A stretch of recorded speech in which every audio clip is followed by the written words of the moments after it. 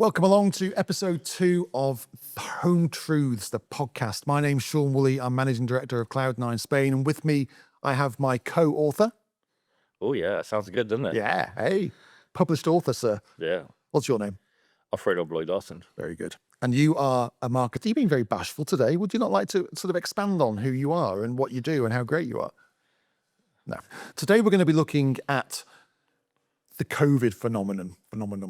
And the reason we're doing this is because this book really starts looking at the market just before COVID, the impact that COVID, the pandemic, had on the market, and what's happened since. So we're going to be looking at that because it was the big moment probably of our time, wasn't it? Yeah.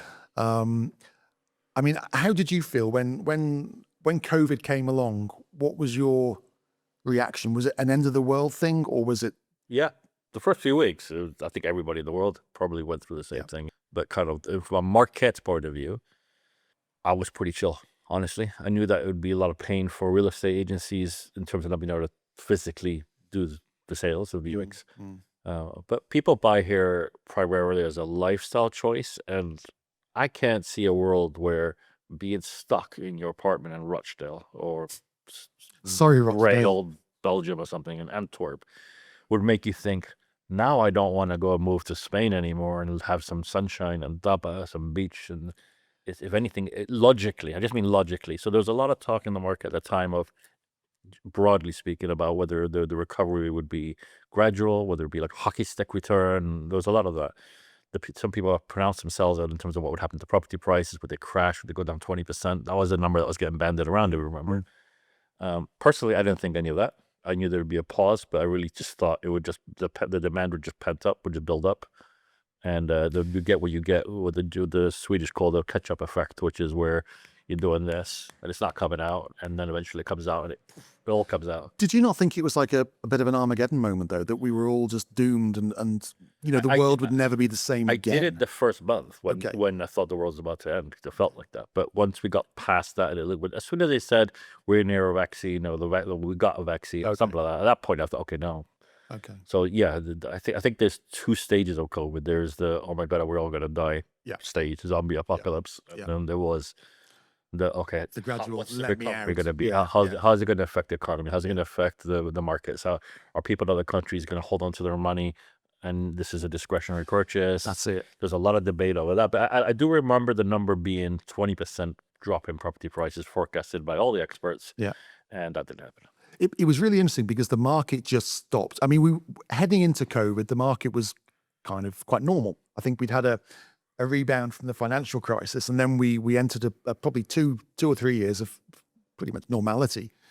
And then COVID came along and everything just stopped. Transactions just halted, and the market didn't decline in terms of prices. It just fell off a cliff in terms of activity. And there's a difference, isn't there? Because everyone was thinking, oh well, because there's no transactions happening, the market must disintegrate. But actually, that didn't happen at all. Because I think a lot of people were still getting paid. Most people weren't spending anything because they couldn't go anywhere or do anything. So everyone's disposable income was probably the same or even better. And I think what COVID did was it changed people's mindsets. So yes, it slowed everything down to pretty much zero. But I think in the background, we were all sitting there, weren't we, making plans and thinking, like you say, I changed career. When you speak to people that make major life-changing career changes, that sort of thing, and there's normally around a crisis, because it's normally you get a little bit, you need that sort of what's it called, Dutch courage. So when the company I was working for said we might have to put some of the team lay them off, I was already half thinking, so I thought that's it. That's encouragement I need. I'll go. Okay. Can I take one customer, which was you? Right? No, but that was it. That's when that was it.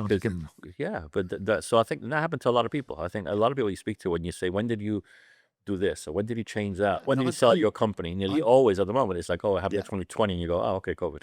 I moved house because I was in a nice apartment that I've been very happy in for 9 years, but I was trying to run 2 businesses from my kitchen table. And it was like, this isn't working. And at that time, it was a good opportunity to go and buy something and upscale, which I did. And I'm really, really thankful I did. But that was purely COVID kind of generated thinking because I was sick of walking around my urbanization because I couldn't go out, walking around and saying hello to the same people who were also just walking around the swimming pool, and you couldn't go any closer to them because of the distancing. And it was like, Jesus. I need some space. Yeah, I need my own pool. I need to. There's do also, whatever. I think, the thing that we probably haven't discussed anywhere, but What? Not in the book, nowhere. by the way. Available on Amazon. 22 euros ish. Get 3. Watch episode 1 to find out why.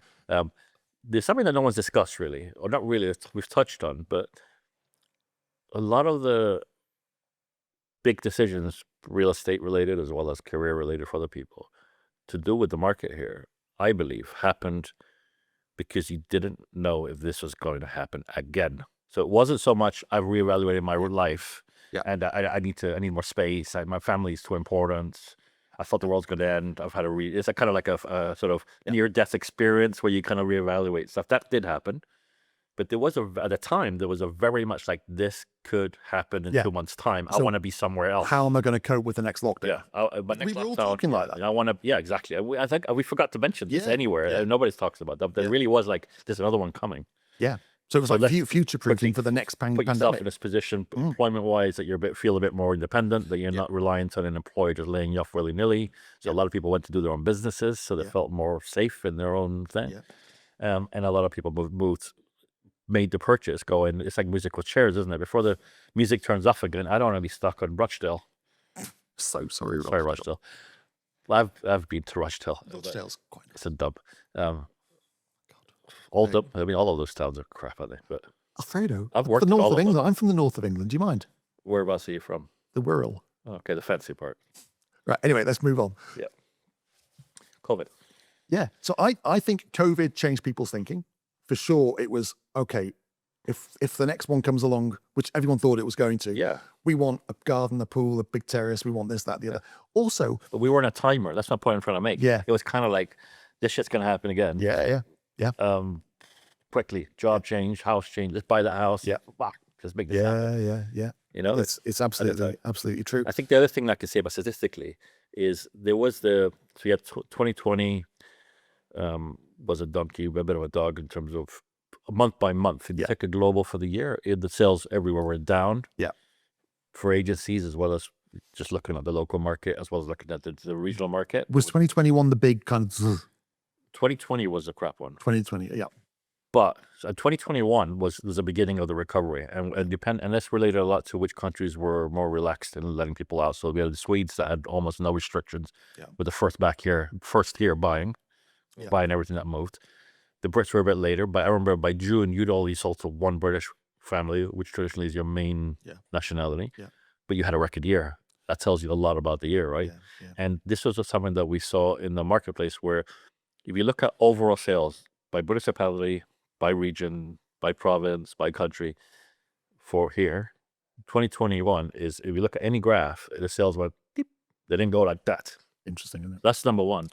But number two, 2021 felt really positive because not only was everything coming back, but all the transactions were happening much quicker. We'll go into that, I'm sure. People had so much time to research that they were coming. They'd already done the work. You'd already done the remote viewing and everything, and they were just transacting. The time from visit to sale was like minimal compared to what it had been before. Yeah. But the interesting thing is that, so I had a sense that, oh, wow, the recovery is great. We're having a record everything, and wow, best ever. But when I took the official figures for the Golden Triangle, so Marbella, Benjavis, and Estepona, and took 2020, and added it to 2019, so COVID year, pre-COVID year, and divided it by 2, it gave me 2021 figures. Oh, right, okay. So it was pure pent-up demand. So I think 2021 plus 2020 divided by 2 gives you 2019. The magic happened 2022, 2023. Oh, that's 2024. Yeah. That's where we kind of, at the end of 2021, we're quit. We're quit Zen. You know what I mean? Like, what we lost last year, we made up this year. Yeah. Feels good because it's on the up, but really the numbers globally are like, we're pretty much made up what we lost. But you're right, it was 22 to 24. But we were at a much higher level because when you're doing this on a graph, even if the graph does this and the overall is the same, you're starting off the year 2022 up here. And it just went, boo. I think Thank you. I think around that COVID period when we were coming out of it, as you said, the transaction volume increased, but it also the speed of transaction increased massively because, as you say, people have been stuck at home. We had to pivot as an agency. We had to think, okay, what do we do? How do we keep busy? How do we keep in touch with our customers? We can't get them here, so they can't fly. We can't show them anything. So we are going to have to go out when we're allowed out. We're going to have to go out and do loads of videos and loads of virtual tours. And we started with an iPhone, just on a gimbal, if we were lucky. And, eventually we ended up buying a load of kit because that was the equivalent of a first viewing. So we were finding we were showing people in France or in the UK or the US a series of properties. And then when they could get over, they'd come over and they'd already shortlisted. So it became a 2-day viewing rather than a 2-week viewing. And it was a second viewing. It was effectively choosing which property they wanted. And it wasn't just the remote viewing of the properties. It basically made everybody that was petrified of video calls, both from the consumer end as well as the real estate industry end, forced everybody to figure it out. Well, everyone heard of Zoom, didn't they? And it was like, well, how does this go? That being forced at massive scale to bring everybody up to speed. And I think everybody agrees. I don't think we're saying anything that people don't know about on this point, which is it probably sped things up by 5-10 years in terms of tech.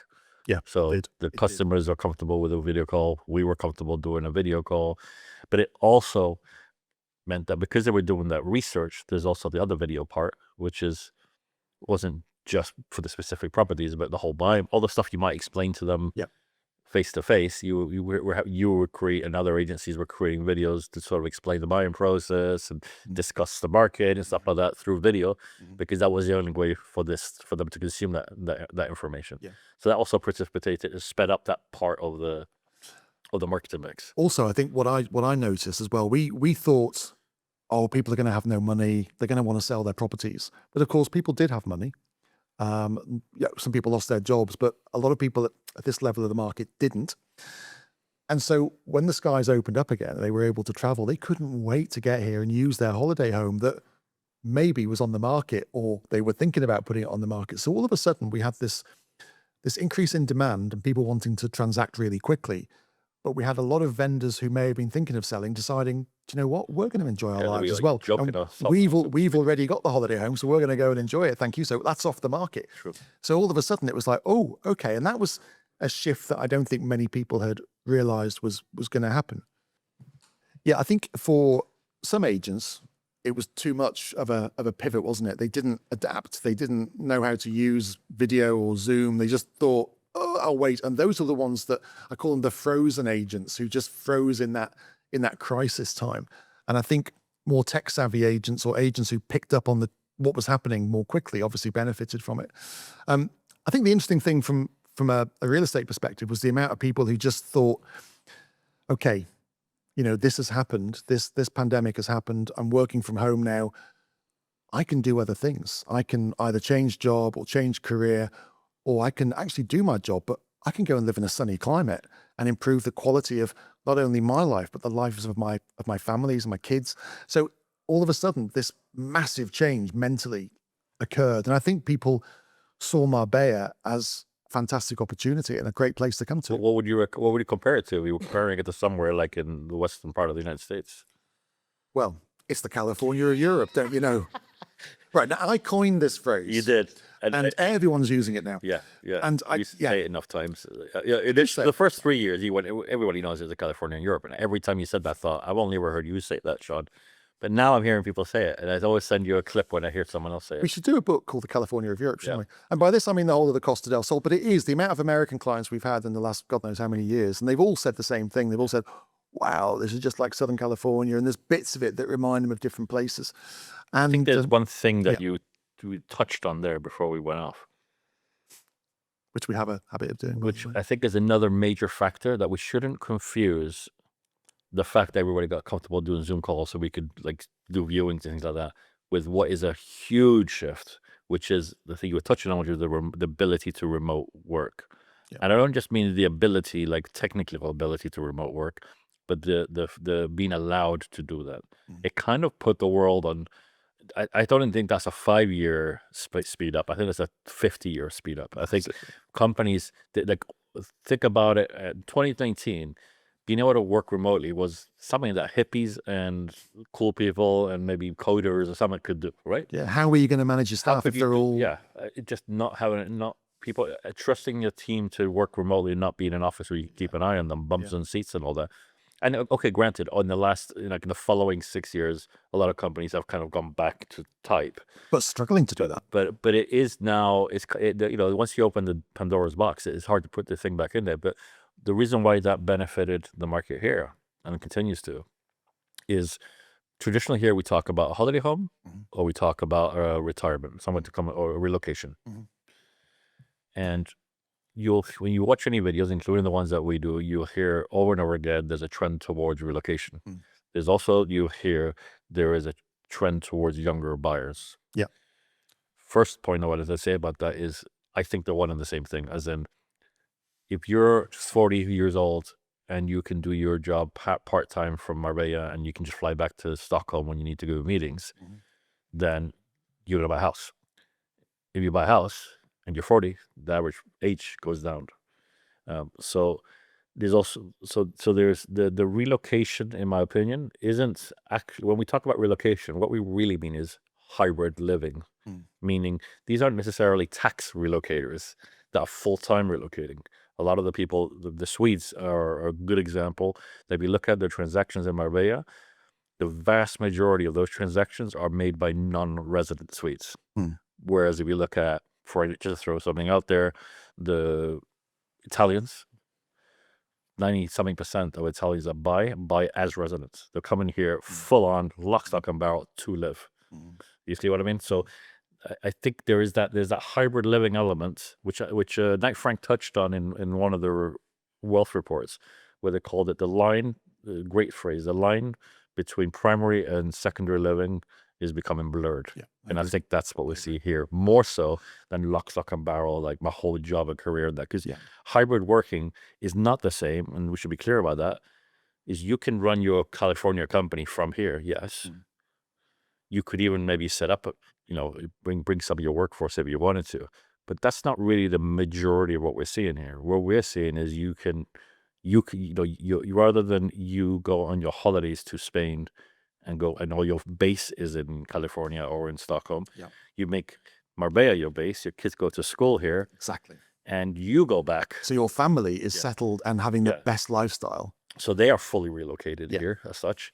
But you're not necessarily coming to move your business lock, stock, and do the business operation here. You're operating from here. So there's a remote working, and it shouldn't be confused with the term digital nomad, which is a different story altogether. Somebody that can work from anywhere and does 6 months in Spain, 6 months in Portugal, and 6 months somewhere else. That's not what we're talking about here, even though that's also a factor, but it's not a major factor.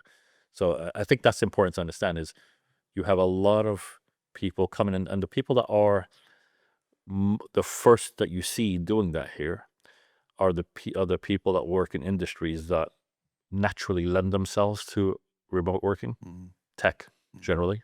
They're normally all over the world anyway. So it's very easy for them to operate from Marbella. A bit harder if you have a butcher shop. Absolutely. So I think that's important to note. So if you're listening to buying or investing or moving, you're thinking, does that mean that I go there and like all the shops are American supermarkets and stuff like that? Because all the businesses are thriving here. And it's not quite that. No. But they are using this as a base. And interestingly, if you talk about tech, and you're right that's the industry that really encourages more home working than most. That also brings the age down, doesn't it? Yes. So this is where there are so many nuances and so many different things all happening at the same time. And this is what we cover in the book. It's worth mentioning that further towards the end of the book, there's a chapter called Marbella 2.0. Yeah. Beyond the bling. And that, if you're interested in that thing, that talks about this trend. What is that for people who don't know? Marbella 2.0, what is Marbella 2.0 is a name sort of coined for what is being observed as happening, what we just discussed basically, which is this increase in people coming to come and do business from here, all here, that generally quite tech-based, Europeans, Americans, And it's this thing that Marbella becoming more than just a place to holiday, to play golf, and to retire to. Which is Marbella 1.0. Which is Marbella 2.0. And it's very clear that this isn't a replacement. It's not it's not changing to that. It's a layer above it. Yeah. And in many ways, that could be part of the reason why the market has grown, because it's not, you still have the retirees, you still have the people coming here to play golf. Yeah. That hasn't been That's replaced, the core, isn't it? Yeah. by techies. Yeah. But far from it. But there is this ecosystem of very high level investors, entrepreneurs coming to Marbella. The kind of the epicenter of it is a place called the Pool, where you had your office. That's right. And that's sort of the reason that's the epicenter, because that's where that's a tech co-working hub, isn't it? In the like Marbella. a business hub. But the investors that set it up are all from tech startups. But I'm amazed, and I shouldn't be amazed, but I'm amazed at the amount of high level people, particularly in that industry, who are here right now. And as I say, I shouldn't be amazed, because we've been selling to them over the last 4 or 5 years. But the people, talented, experienced entrepreneurs who have decided to set up home here, and they're talking about it becoming the new Silicon Valley, aren't they? Now, whether that's something like that, I don't know. The parallel tends to be more with Malaga. So Malaga has had the fame for being the potential. They've been trying to dub itself as like Silicon Valley of Europe. The Google, the Google cybersecurity center is there, and a whole bunch of other big companies. And it's true. But the way I would explain what's happening in Marbella, because Marbella wasn't on that tech thing. It was almost the opposite of tech. It was Ferraris and yachts. Yeah. And Malaga was more the tech park. Yes.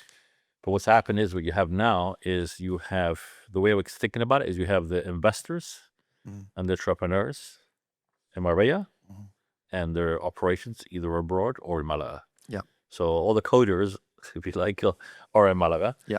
But as an example, the woman who runs the cybersecurity center for Google in Malaga, and the office is in Malaga, she lives in Marbella. Right. Okay. And that's just indicative of what we're seeing. So the high level, it's a bit like Palo Alto and Silicon Valley. Like what you have, the money's here, and the CEOs are here, but they're not necessarily, and they haven't been linked necessarily until this point. The links are starting to form. A lot of the CEOs that you have in startups you have in Marbella, their operations are in the Ukraine or in the States or somewhere else. But the thing is, all these guys and girls, they want to work with each other, don't they?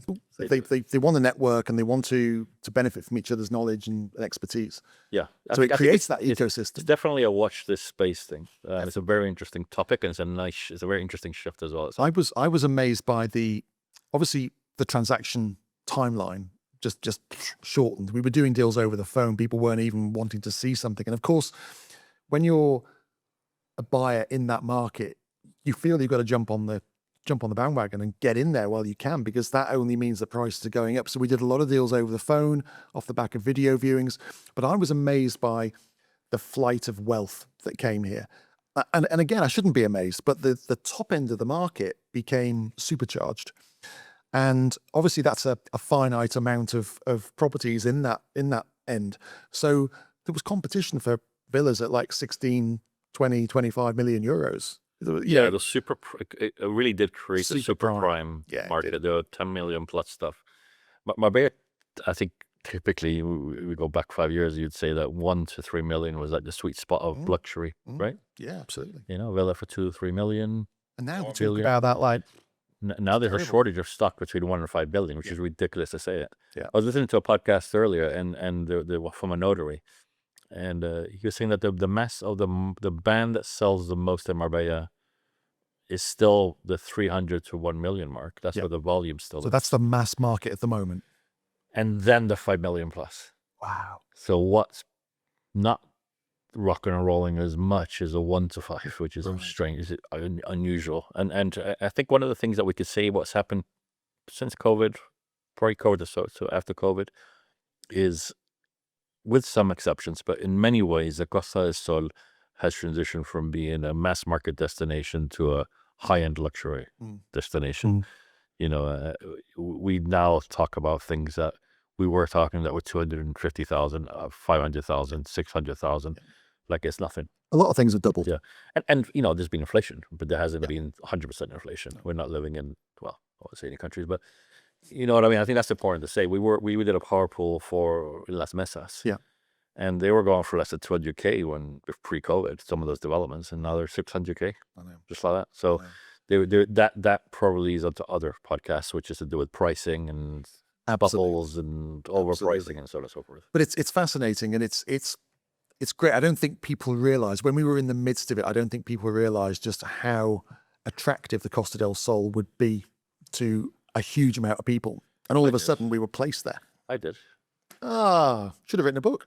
I probably did a video. I'll see if I find a clip. No, but it made sense to me. Like, I think we did video. Climate access. I think all we had those conversations like this at the time. And they're saying, hopefully, you don't know, right? But hopefully they should do better. People might think we should be good. Yeah. The fundamentals are even more attractive now than they were beforehand. But it just went crazy, didn't it? It just went, it went crazy. There was a shopping spree, and I think from memory, I'm not sure it's factually correct, but it did start with the Swedes in Marbella. Yeah. Very visibly buying up anything that moved in Northern Delaware. And do you think we have satisfied that post-COVID glut of demand, or do you think there's still people affected by COVID who are moving, or do you think we've done that? Do you think we've done that bit over the last few years? I don't know. Honestly, I don't know. I feel like the pent-up demand has been satisfied. Agreed. But I think that the new demand is not a one-stop thing. I think now it's a new paradigm. Yeah, it is. Now more people want to move here. Yeah, because more people have moved here. So there's always going to be a degree. There's always going to be a degree of demand that hasn't been satisfied, but it's not pent up. No. At least it's certainly not pent up by forces outside of their control. It's more they're saving for it. I think we had 2 or 3 years of pent up demand that we satisfied. I think if there were still a mass market element to the coast, if Torremolinos or Casares or somewhere were doing developments for 200 grand, 150 to 250, then it would be chaos, because the one thing we have lost is the mass market in a large degree. But do you think that has also made the people at the top of the food chain think this is my kind of place? The fact that we've lost that lower end of the market, because people don't want, if you're buying a villa for 5 million, you don't want your neighbors to be €100,000 apartments, do you? Let's be honest. Yeah. So I think the more people who look at the Costa del Sol and think, wow, this is a glamorous, expensive place to be, I want to be a part of it. Yeah, but you know what I've seen? I live in an area that's cheaper, but and what I've seen is we've lost the 100 granders. Yeah. They can't afford it. Yeah. And that doesn't make them riffraff, because I was a 100 grander, right? Where I live, there's some dumpy studios that should be going for like 80K.